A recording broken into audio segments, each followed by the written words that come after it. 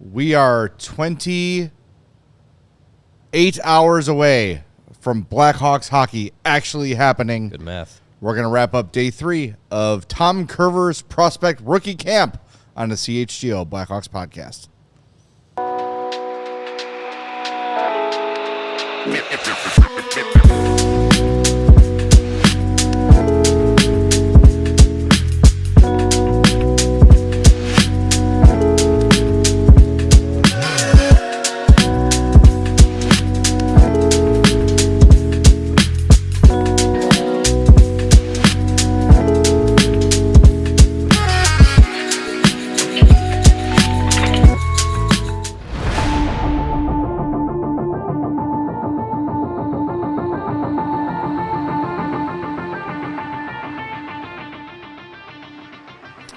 Happy Friday. Welcome in to the CHGO Blackhawks podcast. I'm Jay Zawaski. That's Mario? Yeah, from Mario, the Northeast like, now. I was already moving ahead to Katie. I don't know why I got the you're Mario, like Mario Lemieux. Yeah, that works. That's good. I had a math teacher when I was in high school who was from the Buffalo area that would call me Mario. I like that. Yeah. All right, Mario. Whatever. Tirabassi. That's fine. Let's change everything up. Sure, why not? And Katie Duffy's here running the show with us on this beautiful Friday. I feel like Friday is a Katie day. Am I catching on to this trend? Yeah, Friday is a Katie. Well, for now, Friday is a Katie day. We'll see how long it lasts with Bear season coming up, but yeah. Oh, Lord. Yeah, whatever the Bears say, we just all have to adhere to the Bears. It's been like 4 months now. It's crazy that you just now noticed that I'm with you every Friday. Yeah, I'm not very observant. Yeah. Yeah. But yeah, the Bears won a Super Bowl 40 years ago, and we all got to... Yeah. That's what it is. Whatever the Bears say, we must adhere to. That's what it is. Anyway, it is our Big Brothers, Big Sisters month of giving here at CHGO in ALLCITY. This week, we want you to become a big. It's very easy to do that. Head over to bbbs.org, click that Get Involved tab, and sign up. Just get the information. Maybe you're curious. Maybe it's something you've thought about doing. Take that first step. Get the information, see what it takes, see the time commitment. And if, 10 of you check it out and 5 of you sign up, that's 5 more bigs than Big Brothers, Big Sisters had last week. And that'd be great. Some people don't have money to give. Some people have time to give. So feel free, sign up, bbbs.org. Click that Get Involved tab for more information on becoming a big. We would love to convert some bigs for our partners at Big Brothers, Big Sisters. So jump on there. Do it, sign up, and if you want to kick in a few bucks, it's never too late for that. Mm-hmm. There is also the donate tab on, I think, pretty much every page at bbbs.org. So get involved, give some money, support this great cause, and we are, as a company, very pleased to be partnered with such a valuable resource for the community. Yeah. Jump on in, and like you said, sometimes people don't have the money, but they have the time, and sometimes people don't have the time, but they have the money. Both are helpful to a great cause with Big Brothers, Big Sisters. 100%. Well, we're glad you're here. We hope you're having a great day. Looking forward to a great weekend. 2 hockey games tomorrow at 6 and Sunday at 3. Both games will be broadcast on Blackhawks.com. Yes. So you'll be able to find both Tom Kurvers games. And you could tell today, Mario, at camp, everyone just wants to play. They're all very ready to start playing hockey. And aside from the Tom Kurvers prospects, you've got basically the entire NHL roster on the other sheet getting ready to play, including Laurent Brossoit. We had a Laurent Brossoit signing today. He was not only there, but playing. Yes. In full gear. and hey, that is the first time in a calendar year. Yeah. No, he was on the ice for like a day or two in the winter. Kind of working his way back. Then it was, oh, wait, there's a setback. Right. So basically, in a calendar year, the second time he's been like on the ice that we know of for Blackhawks types of activities. So he's back. We have weeks to talk about Laurent Brossoit's potential return and what it means to the team. So let's put a pin in that. But he is alive. He is not a forced ghost. It was the actual. He has a jersey. Someone walked up to him and they put their hand and it didn't go through him. It was actually physical Laurent Brossoit. He said, "Jay, stop touching me." Well, I'm sorry. Hey, man. I'm trying to do my job. I'm a reporter. All right. So yeah, it was good to be there. But both teams ready to go, ready for some hockey, as are we. And today, a couple things. they worked on the power play. For the prospects did, using the 1-3-1 setup, and I've got some bad news for Hawks fans. The slingshot power play is alive and well.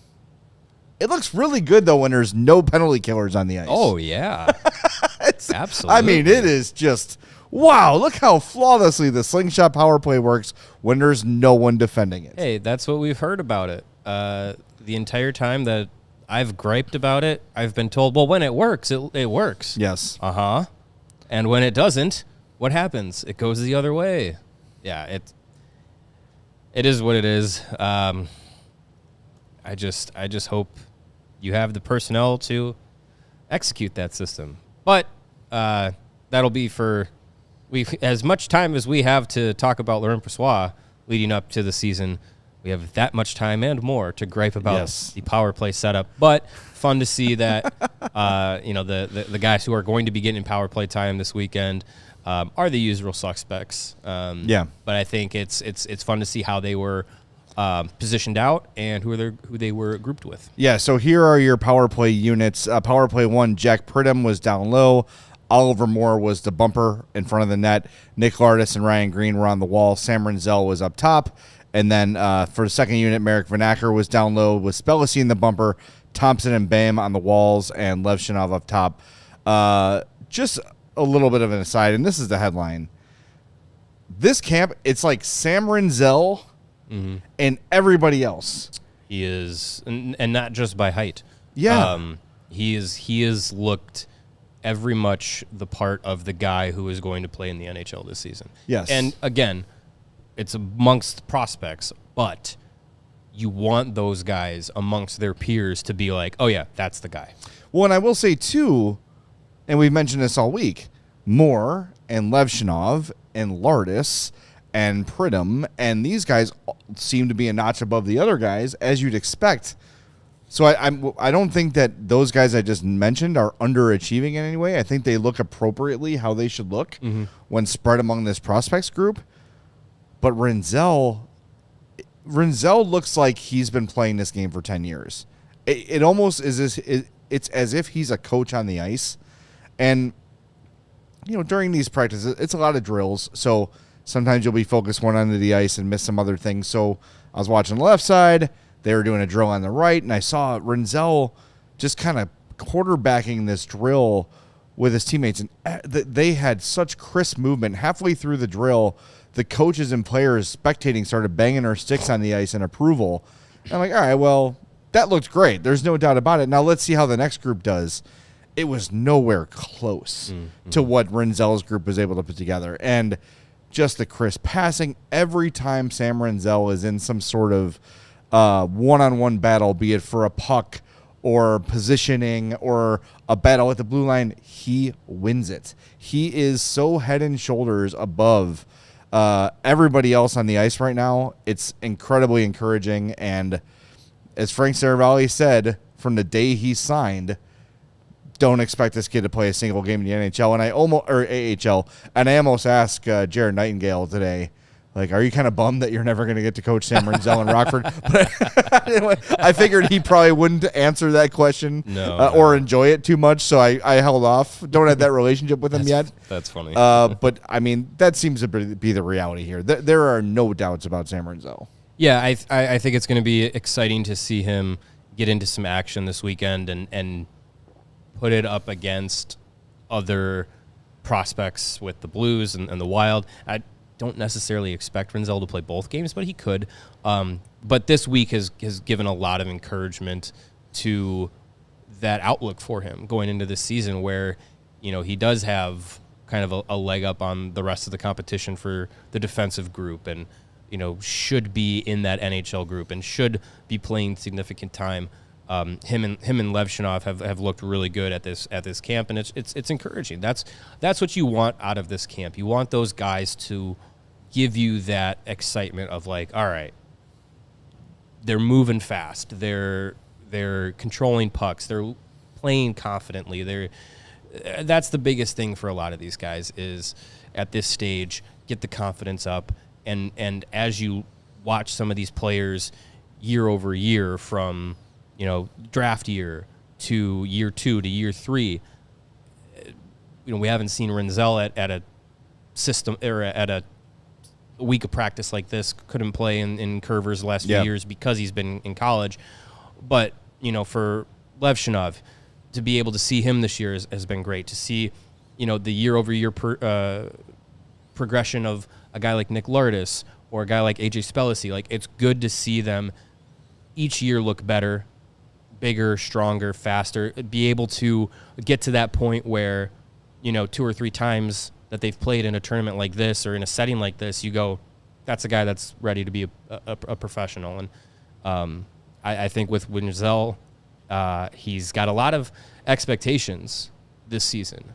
This week has definitely cemented a lot of those things. I think it's kind of proved that, hey, this kid has the size, he has the speed, he has the poise amongst his peers to be that top guy, and I think it just gives him a really good run up into what will be NHL training camp. And again, I really do expect him to start at least camp getting almost every opportunity. Yeah, I was talking to Greg at practice today, too, the three of us sitting together, and he said, like, the Hawks have their version of Brock Faber and Sam Rinzel. Like, that's the guy he's going to be in. And I think much like Brock Faber, he might not win the Calder Trophy because of the high-profile rookies that are playing this year, and Demidov and so on and so on. I mean, Michael Misa signed, so it looks like he's going to play with San Jose. There's a lot of offensive guys that'll put up some decent numbers, so he might not win it, but he's going to be right there in the conversation and a huge difference maker for this team for years to come. So I've just been, look, I was impressed by the debut last year, and nothing that I've seen over the last 3 days has done anything to lower my expectations for Rinzel. If anything, it's added maybe 25% to my already high expectations for him. And look, like, again, I don't want to lose sight of the other guys playing well, but I do think it's important to say, oh my God, Sam Rinzel is, at least in rookie prospect camp, I'm sure it'll look different when he plays against the NHL guys every shift, but there's nothing I see that gives me any concerns. Yeah, I think the speed will increase from this week to next week once training camp gets underway and the group is highlighted by the NHL roster. And then as that gets whittled down, you'll really see the guys that stand out amongst the group. But again, no doubts that Sam Rinzel is going to be a guy that's going to keep up with it and be able to handle it. And it's going to be exciting to see him actually getting. It's good for this group now to get some game action. I know they got basically a morning skate tomorrow, and then they head out. But it'll be great to actually get to see them play somebody who is not their teammate. We saw the Aiden Thompson and AJ Spelisi competitiveness yesterday. Another highly competitive day of scrimmaging today as well. Like this group is ready to, face opposition, not each other. Well, I thought we might, if we have time, we might play it later. Mark Lazarus asked Merrick Vanacker a really good question. It's like, it's got to be exciting to be on the Blackhawks with positions open and, a young team on the rise. But at the same time, like, there's only so many spots open. And Vanacker basically said, like, yeah, that's why this competition is so intense. Is guys understand that yes, there's an opportunity to make it if you do what you're supposed to do, but you can only have 12 forwards and 6 defensemen on every NHL team, and those spots are going to be limited. Those opportunities are going to be limited. You've got a number of them already claimed by Bedard, Nazar, long-term veterans, Vlasic, etc. So there's only so many spots available. So one thing, too, before I hit the break zone, that I noticed earlier this week, and it was sort of acknowledged again today by all the guys we talked to after practice, is they're here for that intensity. They're here for the competition. They like it. They like the fact that they're being basically bag skated every practice, not as a punishment, but just to get the endurance up and get them ready and just to set a tone of intensity. There is no, when this team is on the ice, there is no standing around. Everything is done fast. Everything is done with purpose. And I'm very interested to see how that carries over next week on Thursday when pro camp opens, if Jeff Blashill runs his pro camp the same way. Jared Nightingale, the Rockford head coach, is running the prospects camp. but he's doing this under the direction of Jeff Blashill and under the wishes of Jeff Blashill. So we'll see. I'm very much expecting next week on Thursday when camp opens it to be a very intense, very high, high speed, high ferocity, I guess, for lack of a better word, camp, because, again, there are spots open and nothing's guaranteed. And you look at veterans like Sam Lafferty, Landon Slaggert, like, do they have spots guaranteed? We don't know. There's going to be competition for all these spots. So it's going to be fun to watch. And if you're in the Chicagoland area, next Thursday when camp opens, head out to Fifth Third. It's free. There's no ticket needed unless they do the ticketing thing, but I don't think they're going to have to this year. It'll still be free. Yeah, get out there. Go check it out. And say hi to us when you see us. All right, we're going to hit the break zone. We'll be back in 2 minutes. If you've not hit the like button yet, many of you have. Many of you have not. Please hit that like button now. We'll talk to you on the other side here on CHGO Blackhawks. Whatever the sport, the app to bet is Circa Sports Illinois. Circa Sports, it's sports betting the way it should be. Circa Sports Illinois has high betting limits, low holds, and exceptional customer service. The best around, I've been told. Yes. Bet on all of your favorite teams in every game this season, whether it's spreads, props, futures, in-game, or more. Circa Sports has it. Fund and bet like a pro from anywhere, anytime in Illinois. For me personally, Yes. Wisconsin Badgers are 20-point underdogs to the old Alabama tomorrow. And They'll do that. I'm going to bet with my heart and not my head. Always a good move. Going for 3-0, probably going to be 2-1. All right. Download your new bookie today at circasports.com. Must be 21 or older. Gambling problem? Call 1-800-GAMBLER. And despite the weather today, winter will be here before you know it. Is your home's heating up for the challenge? Got a plumbing emergency? Call Four Seasons. An electrical emergency? Call Four Seasons. Need a new hot water tank installed today? Call Four Seasons. Now is the time to schedule your Four Seasons furnace tune-up. I need to do that. I got a letter in the mail saying, hey, tune up your furnace, dummy. Okay, I will. Furnaces, if you need a new one, they start at $39 a month. Furnace AC combos from $57 a month. Call today and save $50 from your local trusted experts. Four Seasons Heating, Air Conditioning, Plumbing, and Electric has been serving Chicagoland for over 50 years. Your local trusted experts are Four Seasons Heating, Air Conditioning, Plumbing, and Electric. Visit fourseasonsheatingcooling.com for all their special offers and money-saving coupons. That's Four Seasons Heating, Cooling.com. Winter is coming. All right, we're back on CHGO Blackhawks. Thanks to the four of you, hit the like button. Come on. Come on now. I think you just need to shame the people. Call Katie's doing a great call job them out shaming by people. name. Can we see who has and hasn't? I And wish. Katie just calls them out by name. I wish. That'd be awesome. That would make my day, but no. Wouldn't that be fun? All right. Well, who else stood out to you today in training camp aside from Sam Rinzel in all his glory? Yeah, I think one of the guys that is part of that group of, like, you want him to look at the front of the line amongst his peers is AJ Spellisy. But to me, it just his shot, as he said yesterday, like he personally feels like it's gotten a lot better as we get a thumbs down. That's Katie. It has. It really has. Like you look at what he's done in the OHL. Big numbers aren't really his thing yet, but I think offensively, as his game can kind of mature and develop, it's going to be an added bonus to the size and speed, physicality, and edge that he plays with. And at practice this week, like, his shot has had a lot of snap. He's burying a lot of shots too, which is encouraging to see. The speed, the physicality, obviously, yesterday, getting into it with Aiden Thompson, like, he has that kind of personality and wants to play with the edge to his game, and has a lot of that, like, football background that he had. Yes, he does. Translates to the ice, and he's been a full-time hockey player for a number of years now, and you're really starting to see the fruits of that development. And I think he's got a clear path to the NHL and the kind of role he can play. he's leaning into that to the tune of, getting on to a very talented Team USA World Juniors roster, very likely this winter, as a guy who's going to be a high-speed, high physicality agitator, someone who's going to back it up on the ice too. Like, I think that's going to be his ticket to the NHL.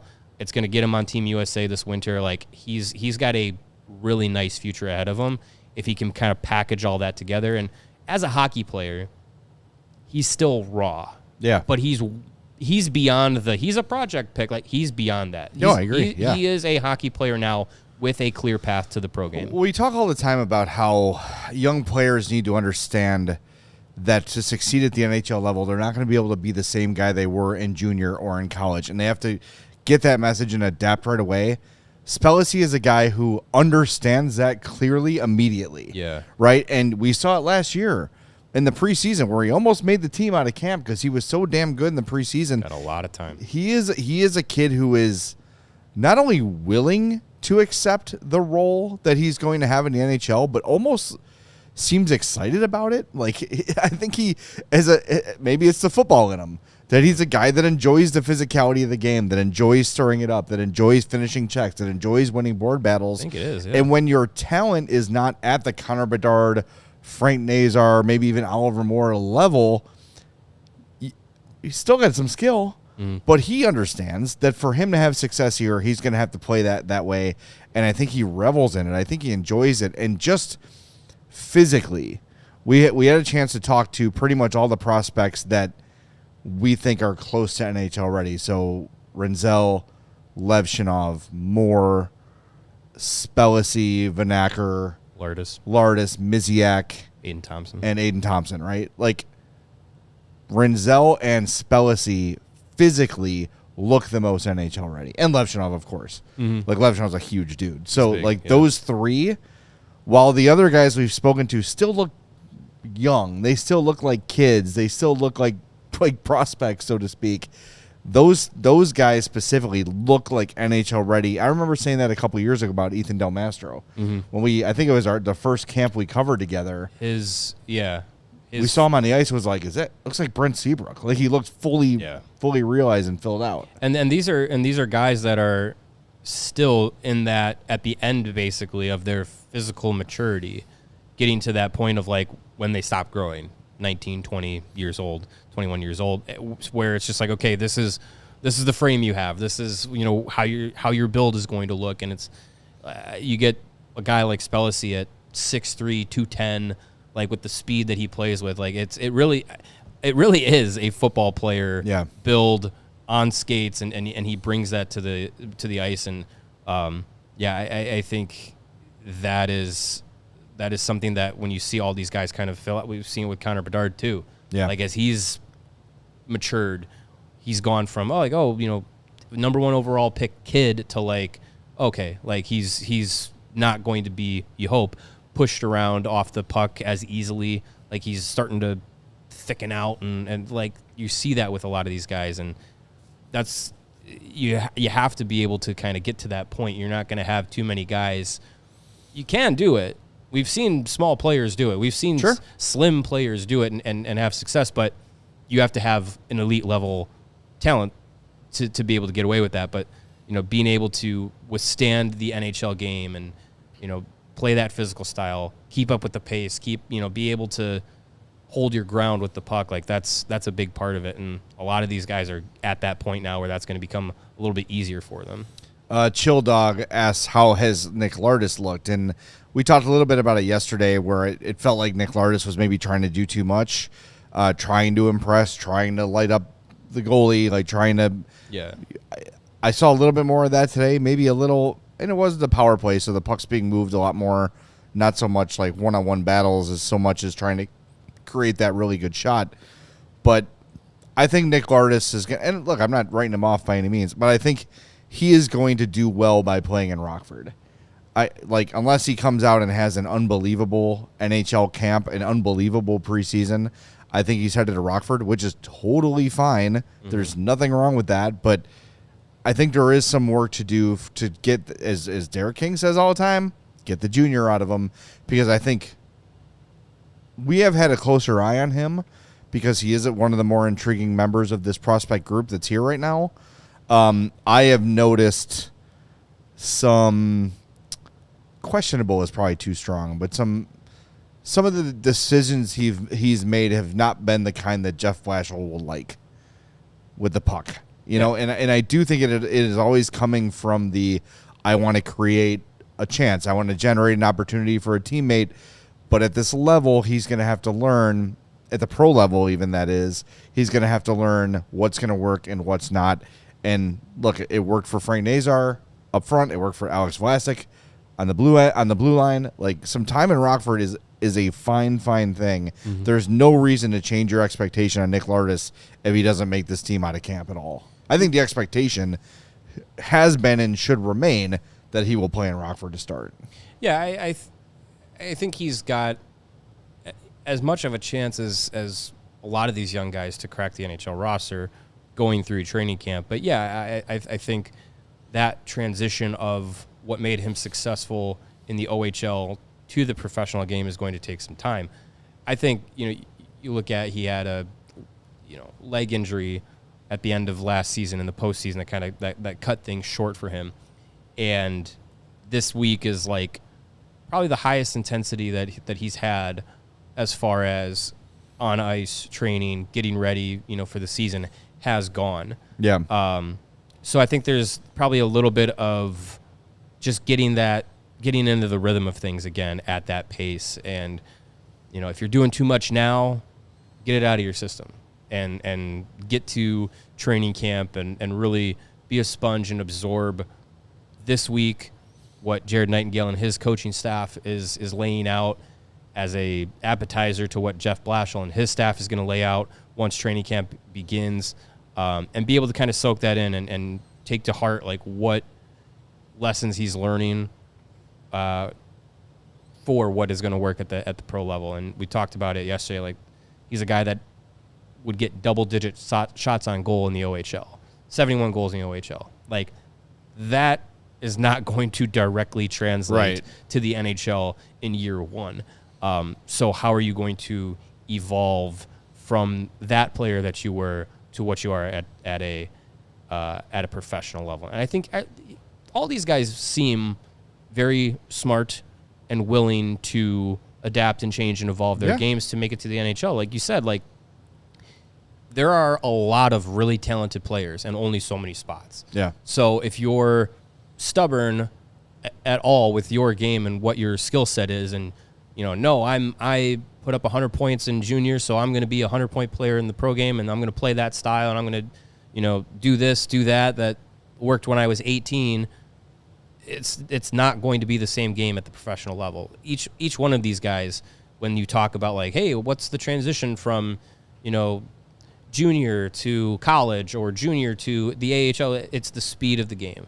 It's the processing speed, the foot speed, how fast things have to happen, and knowing that you don't have the same time and space to do what you did in the step below that you do now. So they understand that if you are stubborn, you're going to get left behind. So you have to be able to adapt and change and evolve and grow. Well, when we come back, why don't we hear from two of the Hawks prospects? We've got Aiden Thompson and Merrick Van Acker ready to go, so we can hear from them. Both of them talking about what they learned at camp, and Aiden Thompson throws a little meme in there for everybody that the kids will enjoy. They're doing a thing. I think they're definitely doing a bit. They've got an internal bet or something. I feel like on social media next week we're going to see some things revealed. Yeah. But we'll tell you about that on the other side of the break. In the meantime, hit the like button. We're already over 100. Hey, love that. Doesn't mean we need to stop now. Let's keep them going. Hit that like button. The shame works. Good job, Katie. She picked up and she looked up everybody in the white pages, got all their phone numbers, called them all personally, and said, hey, hit that like button.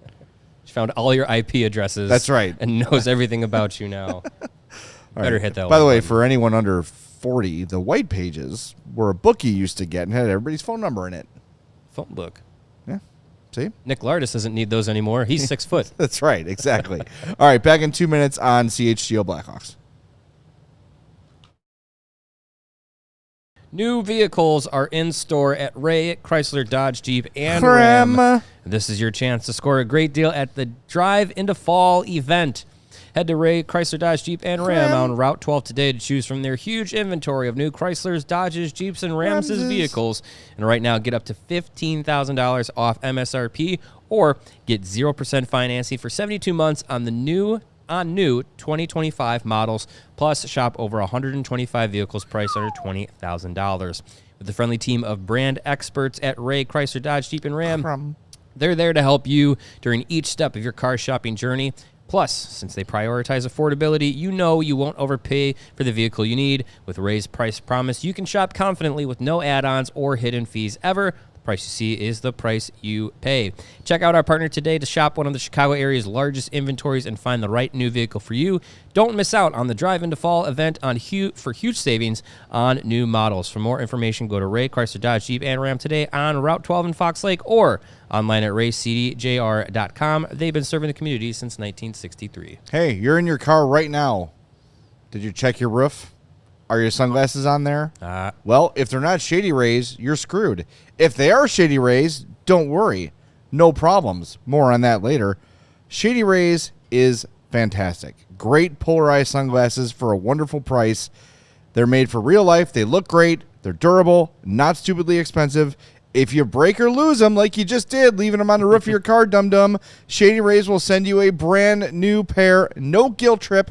Just replacements. They might laugh at you in the office, though. Shady Rays is eyewear that has your back, and we've teamed up with them to bring you an exclusive offer. Head to shadyrays.com. Use the code CHGO for 35% off polarized sunglasses.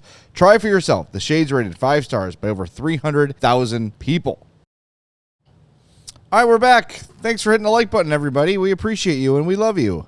That was awesome. Anthony W. says, hit the like button. It's not hard. Exactly. Before we get to Aiden Thompson and Merrick Van Acker, Erica, with a comment, says, people need to stop poo-pooing the AHL. And I think that's something that is, I don't want to say exclusive to Hawks fans, but we're so used to the best players on the Hawks coming straight to the NHL. It was not just Connor Bedard. It was Kane, it was Taves, straight to the NHL. This is when people really started watching, too. Then you get Brandon Saad, and he's pretty much straight to the NHL. You get He get a little benefited from the 2012-13 season, starting that was the 48-game season. He played with the Ice Hogs during the 2012 portion of the 12-13 season, and then made the Hawks roster in 2013 quickly as a rookie. Yes. Yeah. Artemi Panarin is signed as an international free agent, comes over, makes a team right away. Yeah. And it started to become kind of the norm that they would draft somebody and they'd be here. And then you had Brinkett went straight to the NHL. Yeah, and you had Stan Bowman doing it with Kirby Dach and Henry Jokiharju, which I think, looking back on it, both mistakes to rush those guys right to the NHL. So it started to become the expectation that you draft a guy and he's here right away, and if he's not, it's a problem. Right. Not at all. The norm is the Frank Nazar path. Actually, I would even say Frank Nazar is probably faster to the NHL than your typical mid-first round pick. Not mid meaning not average, meaning like middle of the round, first round pick kind of a guy. Alex Vlasic, same deal. Like, that is more of a typical experience for an NHL player. So if guys like Nick Lardis aren't going straight from Brantford to the NHL, it doesn't mean that there's any sort of like problem with their game or they're not going to pan out to be as good as you thought they were going to be. It is a natural part of the progression, and most NHL players spend a good amount of the time, especially early in their careers, playing in the AHL. Yeah, it's changed in recent years. The kind of the outlook of a team's AHL group is not necessarily just stash away guys that didn't make the NHL roster. It's using it as a development ground. Yeah. And for a number of years, Rockford was, this guy's not in the NHL, so he's got to be in Rockford. And that meant, well, he'll just never get out of Rockford. You think back to like Adam Clendenning and like Mark McNeil and these guys. But now it's looked at as, well, that's where you're going to figure out the pro game, and that's where you're going to kind of fine-tune things. And kind of under Kyle Davidson, the organization has used Rockford as just like, we want this to be where these guys learn and grow and develop, give these guys opportunities to do that, get big responsibilities, get significant minutes as young players, so that they're rather doing that and growing their game that way rather than being the 13th forward or the 7th defenseman up in the NHL and not getting those opportunities, not getting those minutes. So that's why we talk about, like, especially this year, like Sam Lafferty might be a guy that is on the team. Dominic Toninato might be a guy that's on the team as the 13th forward, so that a player like Ryan Green, for example, can play top 6 minutes. Or, you know, maybe if Colton Dock is not going to be an everyday player in the NHL right away, he's playing top 6 minutes in Rockford. Yeah. The defenseman, you know, if it's Del Mastro or Korchinski or Allen or whoever, if they're not in the NHL, they're as regular 6 guys on the defensive group, they're playing top minutes in Rockford and getting that opportunity. So it's definitely changed over from, we're just going to have these, you know, organizational insulated veterans be the top guys in Rockford. No, it's the kids now. Yeah. And I think just someone mentioned Levshunov in the chat, like, even if Levshunov starts in Rockford, I think we're going to see some people kind of freak out about that. Yeah. If I'm betting, I think he comes right to the NHL. Frankly, I think he's going to play. He's done the back and forth in Rockford. But if he starts in Rockford, there's no reason to think that Artem Levshunov is not going to develop the same way you thought he was going to the day they drafted him number 2. Like, it's just not. It is not an automatic red flag. Now, if we're talking about Lucas Reichel, like at 23, going back to Rockford this year at some point, then you start to get worried about, then you're kind of concerned about it. So it's the context. Levshunov is 19. Sam Rinzel is 21. So that there's, you got a 2-year difference between those two. So if Rinzel looks more ready, there's a reason for it, right? He's been playing more hockey at a higher level for a longer time than Levshunov. So no worries when camp breaks at the beginning of October and the season is about to begin. If your favorite prospect goes to Rockford, I don't think it means anything about their NHL future if we're talking about the younger prospects. Yeah, and as we've looked at the potential for, okay, who's going to make the opening night roster, and we talk about, this is going to be a younger group, a younger team. These guys have opportunities to take some spots in the NHL. When you break it down, like, there's really only like 3 forward spots, and now there's more defensively. There's about 4 spots open that you would say that young guys can take, but it'll evolve as the season goes on. Someone might get hurt. Play will dictate who's here in the lineup in Chicago and who's down in Rockford, and there will be trades as you get deeper into the season, and opportunities will open up like that. This group last season started the year, what was it, 5th oldest, and ended the season 5th youngest or 3rd youngest as far as the average age of the roster. It's going to shift and evolve and develop as the season goes on, but they're going to be one of the younger teams, one of the youngest teams, in just by sheer fact that most of your defensemen are 23 or younger, and you might have a guy like 20-year-old Oliver Moore playing in the NHL. You might have, a young Ryan Green potentially playing in the NHL. Connor Bedard's still 20. Like, it's right. A young group overall, and those opportunities are going to be there as the season goes on for more of those young players to get back up into the NHL. So yeah, I mean, if they're in Rockford to start the season, that's not a detriment, and it's by design. Like, over the years, last few years under Kyle Davidson, they've wanted that Rockford group to play together a lot, grow together a lot. We've seen with the off-ice prospect camp and working on, like, team building and team chemistry and getting these guys to kind of, like, be a collective group rather than their own individual players within the organization. Like, playing with a lot of those guys in Rockford over the last few years, that's a lot of those players that are going to be that next wave. So you want them to do it together in Rockford so that when they get up to Chicago, there's a lot of familiarity and they can then go to that next level and be that group again. Yeah.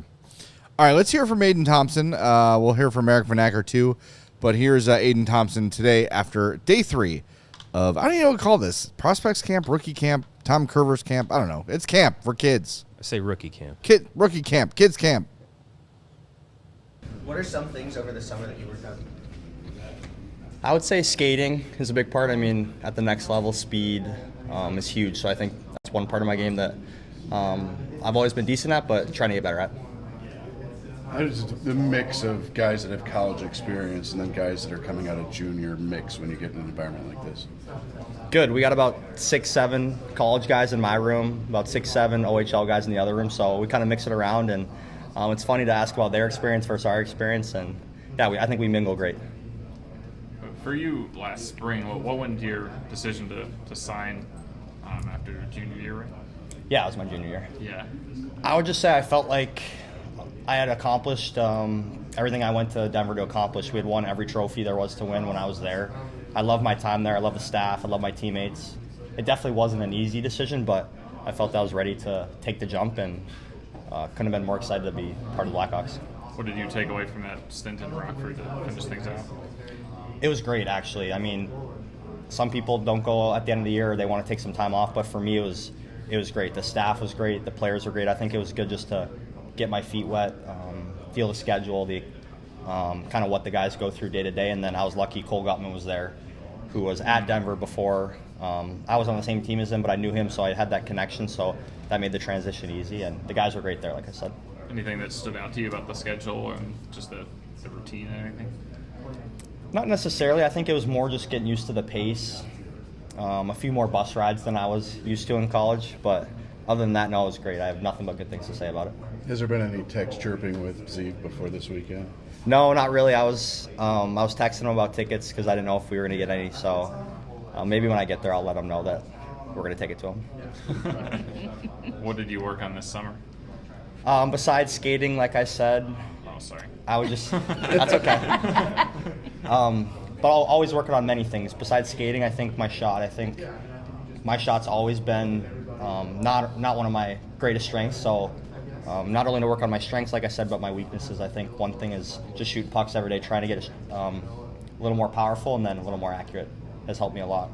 I think I remember reading that last year you felt like your shot improved too in college. Yeah, I think just over time, just getting stronger helps a ton because that's a lot of what the shot is strength, but then technique as well. Just the more you shoot, I think the more it'll kind of work itself out. What's one thing that teammates know about you that fans probably don't? I have a dog named Caesar, Chocolate Lab. He's adorable. You and AJ had a little spat yesterday. Is that just part of the competitiveness of getting back on the ice and hitting some guys? Yeah, just being competitive out there. We were on different teams, so that's how it's going to go. I think, like even this weekend, we all have guys we know on different teams, but it's going to get competitive out there too. And then today we're on the same team on the power play, and we were snapping around pretty good talking about it. So yeah, we're all good, just competitive, and I think that's a good thing. So when practice is hard or harder than the games, it makes the game seem easier. So I think that's a little bit what we're looking to do is make it a little bit more difficult. Are there any specific players that you played out there with that impressed you? I would say Greener. He's a smart player. I never got to play with him in the USHL. I played against him a little bit in college in the Frozen Four. Fortunately, we won. But yeah, he's a very smart player. So playing with him, I think we kind of see eye to eye on a lot of situations. So when you play with a smart player, I think that is always beneficial. And going from the USHL to NCAA to the AHL, what are some of the things that you had to learn to take your game to the next level? I think just pace the play. I think just every level you go up, just the plays are made a little bit quicker. I think the speed of skating is a big jump from the USHL to college, and then pace of play as well. But then I think the pace of play is more of a jump when you go from college to the pro level, I think I would say. And especially for young guys, if that's what they're wondering, I think that's what I would say too. That's Aiden Thompson, and just kind of he just piggybacked on what you were saying about the speed and the pace of the game being the big adjustment. I think it's more than just these guys are faster than the other guys. It's the decision making. It's the getting the puck off your stick more quickly. And as we're talking about Nick Lardis and how he's looked early in camp here, that looks to be maybe an adjustment he's making. And it is just prospects playing against him, but you got to move it faster. And look, we've seen Connor Bedard struggle with that early in his career too, is knowing, oh wow, okay, I don't have the time I used to have to make this play. I've got to move the puck a little more quickly. Yeah, I think a lot of these guys are gonna have to adjust to that, but it comes with that progression, and I think that they're going to be able to figure it out fast. Like I said, I think a lot of these guys are smart players, and it's going to be something that's going to be kind of hammered down into them with, this week with the IceHogs coaching staff mimicking what Jeff Blashill wants to be, instilled with a lot of them leading into training camp. And then Blashill has really harped on wanting this group to be fundamentally sound, have good habits, the small details of the game with decision-making and not cheating the game. That's going to be the expectation. So I have no doubt that they're going to get the message. And, you might see some young players try and have to break some of those old habits, those juniors habits. But I think quickly you'll see a lot of guys get it. All right, let's hear from Merrick Vanacker as well. He had some good things to say after practice. One thing I'll say about these kids is they are all very media savvy.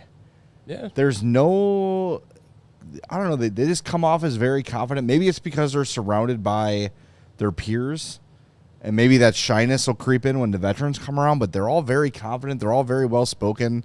I've been impressed talking to all these guys, and Merrick Vanacker is another example. How's this week been after you weren't able to do it last year? Yeah, it's pretty sweet. I missed out last year, so just to come back and be on the ice with the guys and, having a good time, it's just a better experience overall, so it's good to be back. How was your summer? Yeah, it was pretty good. Yeah, I didn't do a whole lot, just spent time with the family, friends, and training, so yeah, not too bad. What were the biggest things you worked on? I think just getting bigger, stronger. Overall, kind of just working on my game on the ice, but I think bigger and stronger was the biggest thing. For you, camp, are you in the best shape of your life?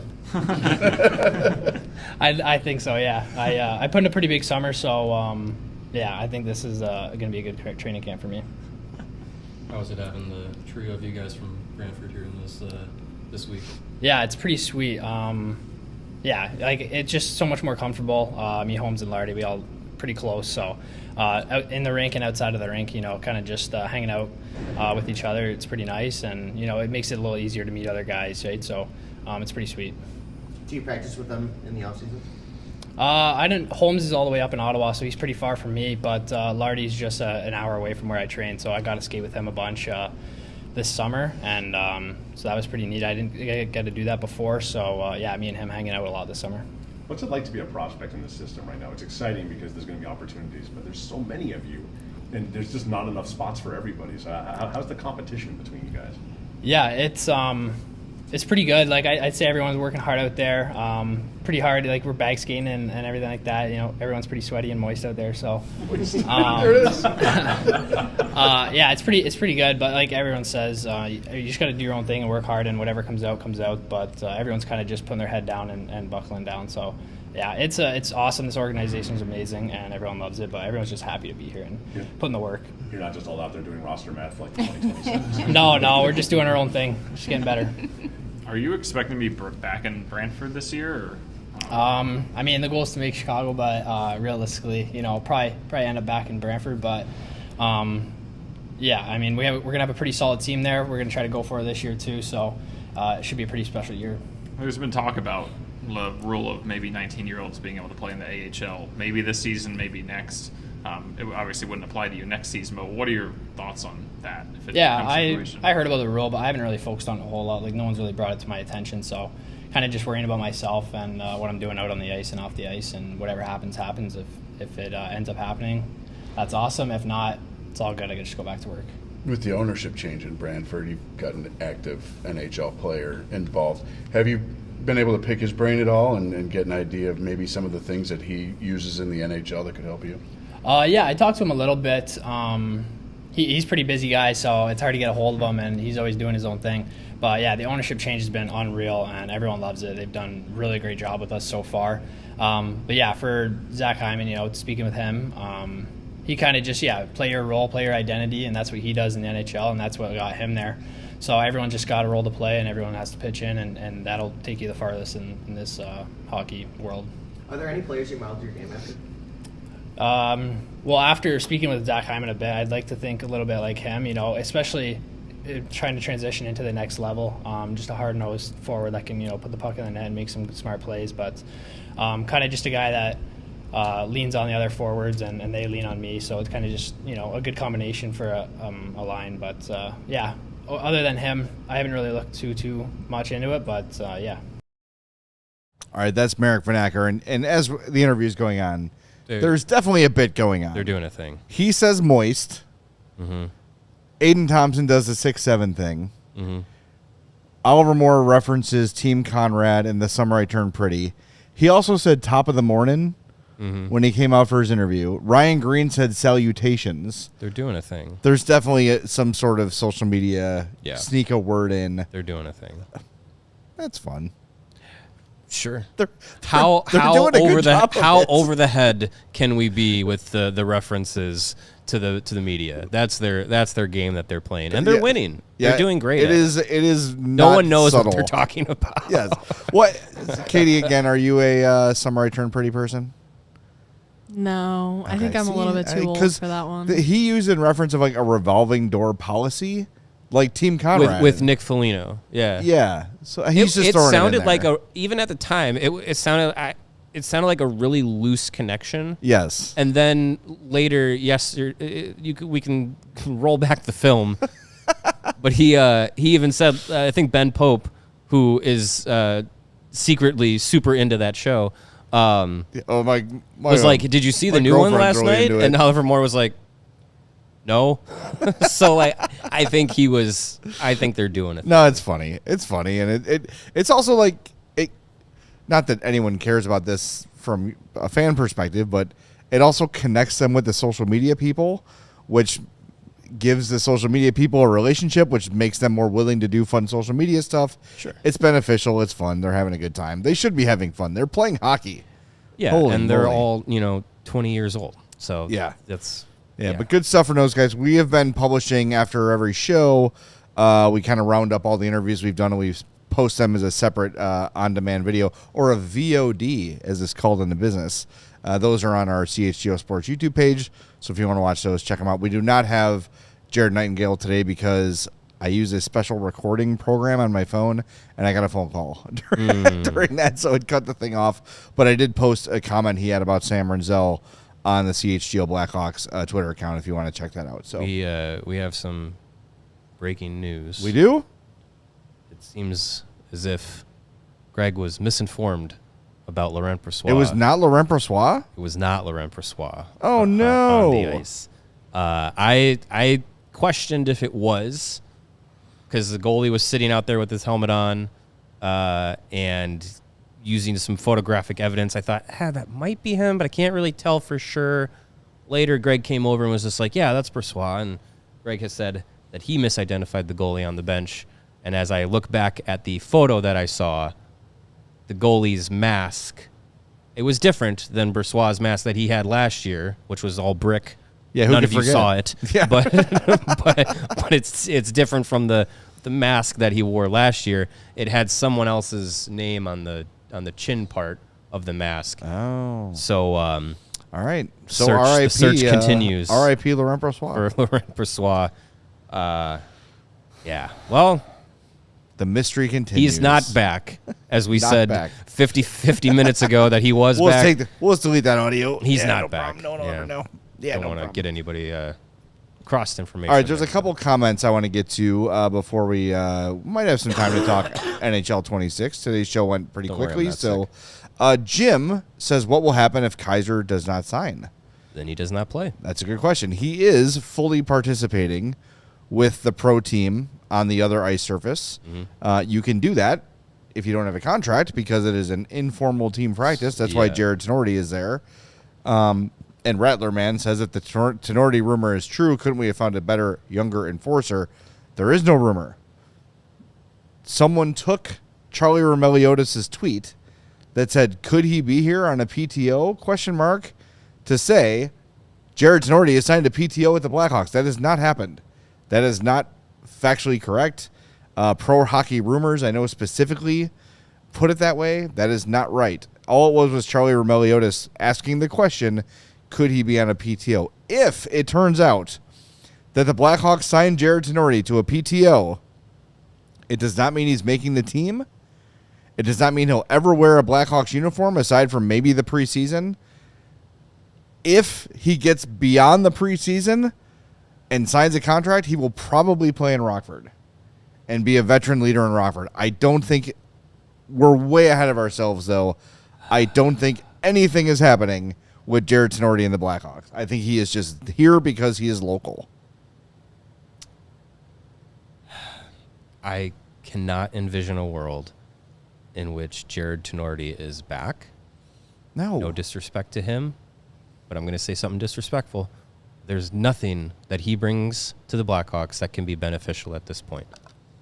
So I think Charlie just said something, and he was asking a question out loud. I'm getting PTSD thinking about the fact that Jared Tenorti could potentially be back in this organization. You already have a glut of NHL-ready defensemen, and Del Mastro and Allen and Kaiser and Crevier and all the names we talked about a million times. They're not going to add Jared Tenorti to that just to add Jared Tenorti to that. That doesn't make any sense. I can't. So if there's a 0.001% chance he signs a contract with the organization, there's a 0.001% chance of that he's a Blackhawk. It's not. He's in his Calgary Flames gear. I just can't envision that. He is a large man, though. He's big. He walked out past me today, and I was scared.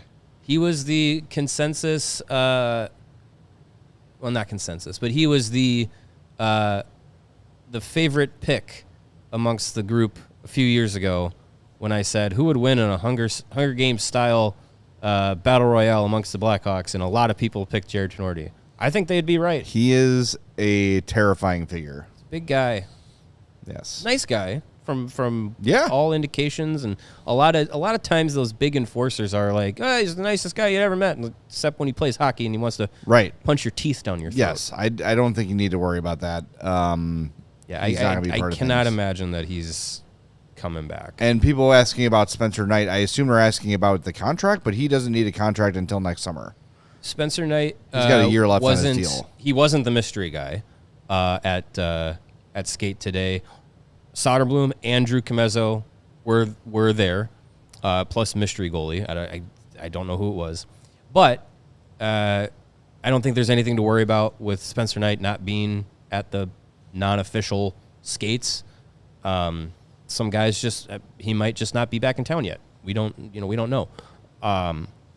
Wasn't he supposed to be at the Union Station thing he's today? Doing yes. So if you saw it today, Hawks are sending some players to Union Station to give out Centennial tickets and a chance to get a free season ticket membership for the year for the Centennial season.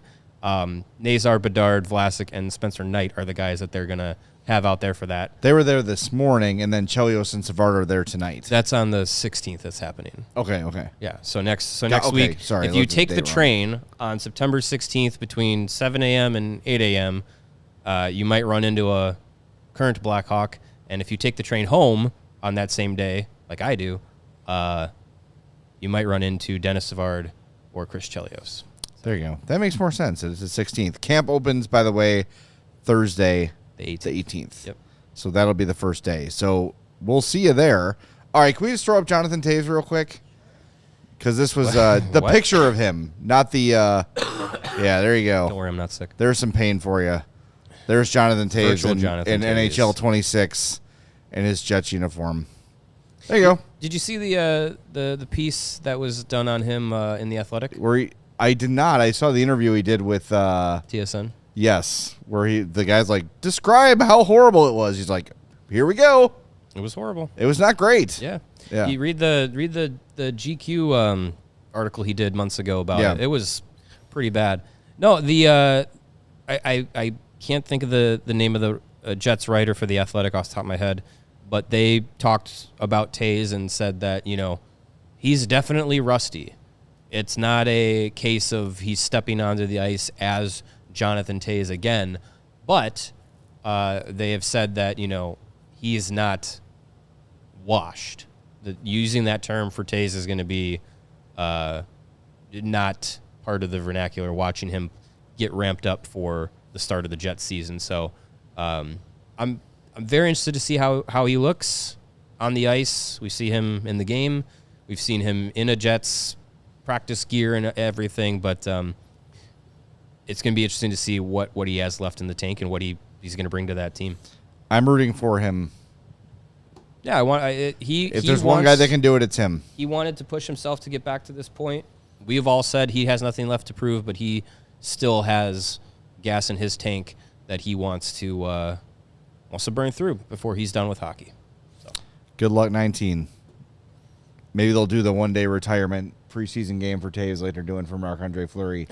If you missed that, the Penguins are signing Marc-Andre Fleury to a PTO. It's a real PTO. He will work out with them in training camp. He'll play in one preseason game. That's fun. And then say, adios. That's fun. I am now retired. That's cool. And why not? You need a goalie in camp? How about Marc-Andre Fleury? What a great way to go out. And a great way to sell tickets to a preseason game. Sure. Yeah. Yeah, that's a way to do it. Yep. All right, we'll talk to everybody Monday at 2. We're going to talk to Charlie Roumeliotis that day. He is going to be in Minneapolis covering the Tom Kurvers Prospect Showcase, so he'll report from there. Haven't talked to him on this show in quite a while, and we'll be with you for some mailbag questions too, so get those in. We'll send the tweet on Sunday night. Just reply, and we'll respond. I'm going to enjoy Tom Kurvers this weekend with some Culvers. Yes, Culvers for Kurvers. Mm-hmm. Tomorrow, games at 6. Sunday, games at 3. So once you're pissed about the Bears, you can turn on the Hawks and feel happy again. All right, we'll talk to you Monday at 2 right here on the CHGO Blackhawks podcast. We all silly like the mayor.